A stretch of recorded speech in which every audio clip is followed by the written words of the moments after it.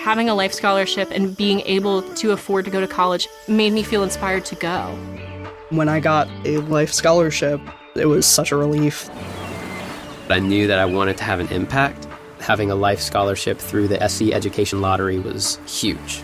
It gave me the opportunity to make that impact right here at home.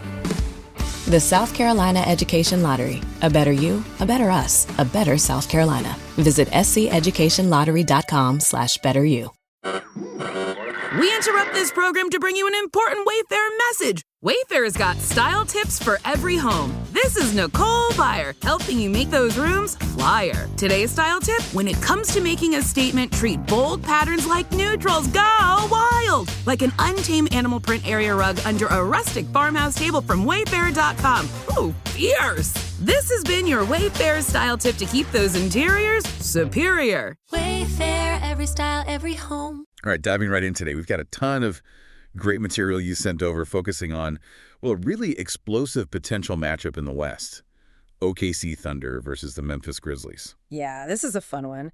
Two teams packed with young talent, but very different ways of playing the game. Playoff implications written all over it. Exactly. So we've looked through the articles, the stats, the breakdowns. The goal here is to really explore this clash, team styles, the key guys going head-to-head, the strategies. Getting under the hood, basically, see what makes them tick and how they stack up against each other. Perfect. So let's kick off with the Thunder. Oklahoma City, their rise has been pretty meteoric, hasn't it? You got to give credit to their front office, the drafting. Mm-hmm. And Coach Daigneault, too. The player development there is really something. Totally. And when you watch them play, that offense is just, wow. So fast, constant motion. Yeah, the ball moves. They really emphasize spacing, getting everyone involved, and they are not shy about shooting the three ball. Leads to a lot of open looks, right?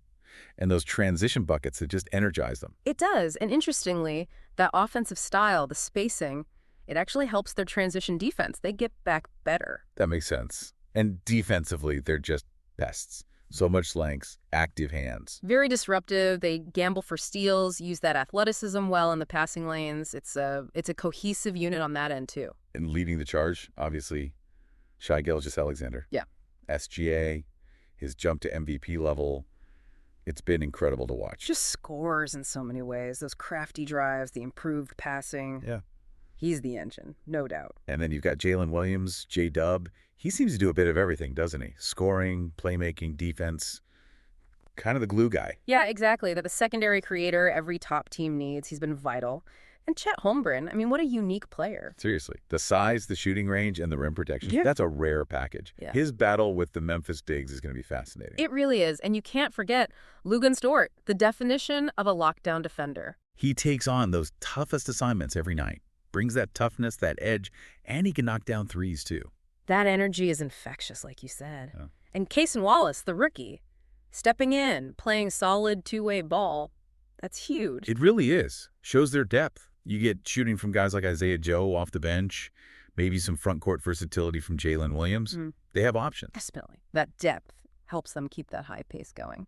Okay, so let's pivot to Memphis, the Grizzlies. Right. A very different vibe. They've got that established identity, haven't they? Toughness, physicality, the whole grit and grind reimagined. Exactly. Even as the players change a bit, that core philosophy, that relentless spirit, it's still there. And their offense often flows through Ja Morant. The athleticism is just off the charts. He's electric. Attacking the rim, drawing fouls, those highlights can totally change a game's momentum. Plus, they really hit the offensive glass hard. A real weapon for them. Yeah. And defensively, well, that's their calling card, isn't it? Absolutely. It's the foundation. They want to be physical, pressure the ball constantly, force mistakes, protect that paint. Rebounding is non-negotiable. And it's not just Ja. Desmond Bane has become such a polished scorer, plus he gives them good defense on the wing. Such a key two-way player. His matchups with the Thunder wings like Jalen Williams are going to be intense. And then Jaren Jackson Jr., another one of these modern bigs, can score inside and out. Elite shot blocker. Yeah, that clash between him and Holmgren, wow, two different styles of skilled big men going at it. That's compelling stuff. For sure. And Steven Adams, assuming he's healthy, he just adds another layer of physicality. Oh, yeah. The screening, the rebounding, the sheer presence in the paint.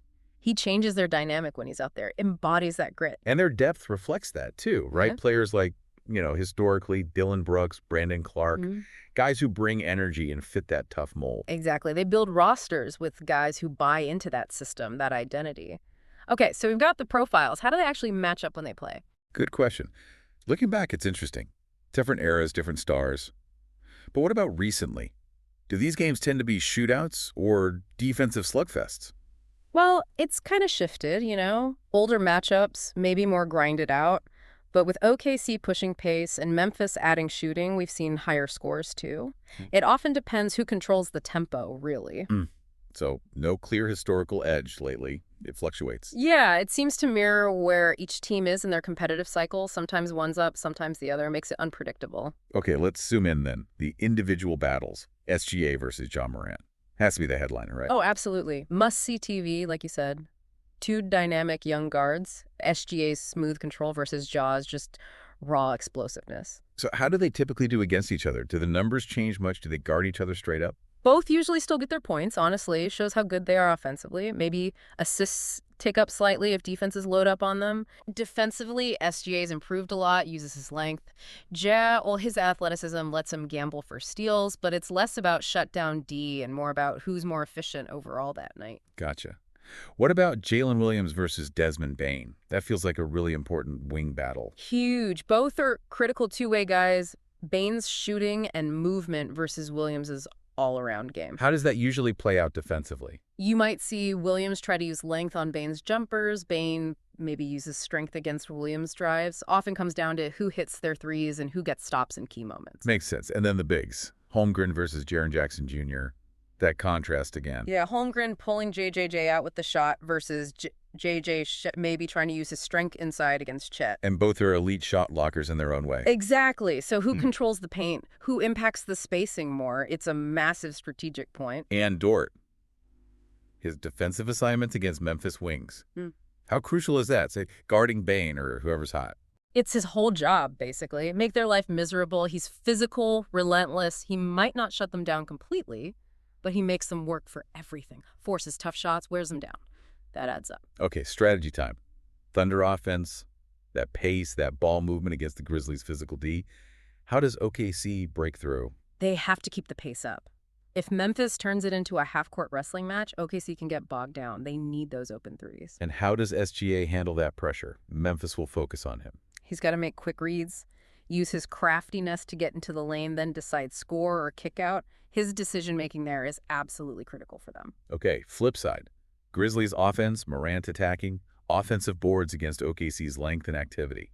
How does Memphis succeed? They'll likely try to pound it inside, use any strength advantage, get Ja downhill, draw fouls, crash the glass hard for those second chances. That's their bread and butter. Can they exploit OKC inside?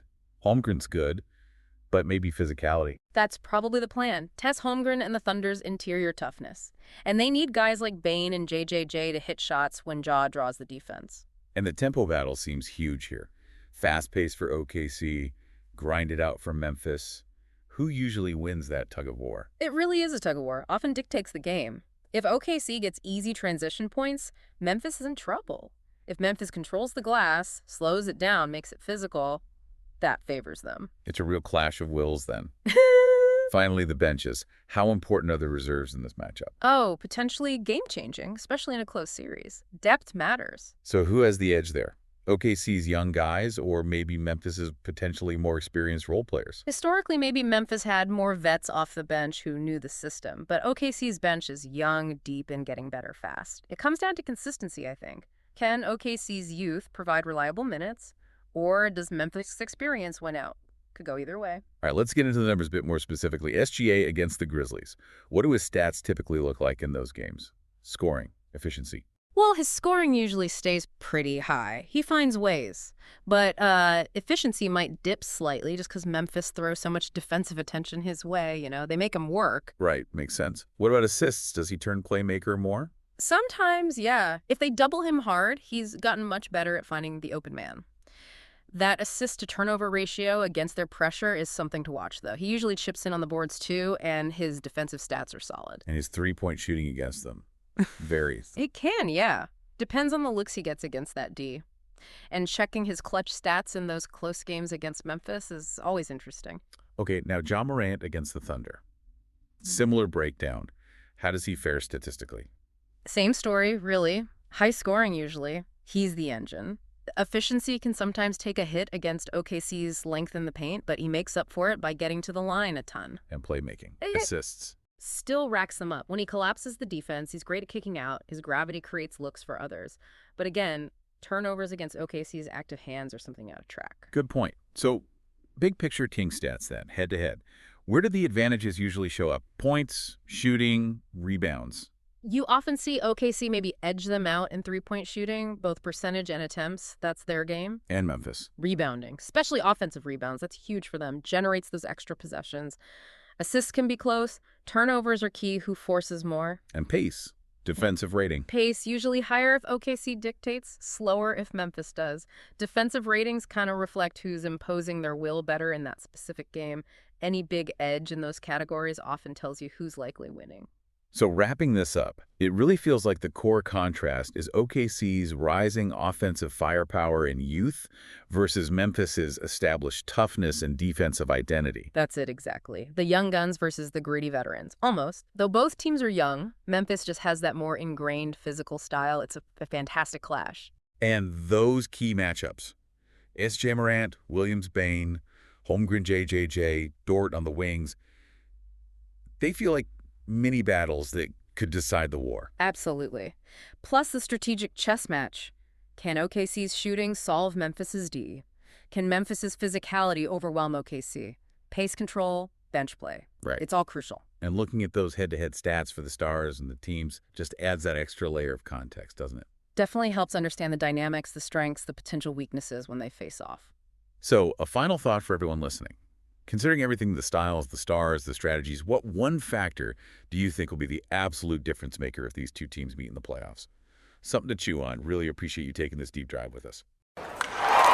Breaking news from the stadium tonight as an anonymous fan foot the bill for 55,000 hot dogs, bringing that sweet tubed meat to everyone in attendance. Free dogs! Yeah! 55,000 hot dogs? What does that even cost? While the identity of this Frankfurter philanthropist remains anonymous, their all-beefy generosity will go down in history.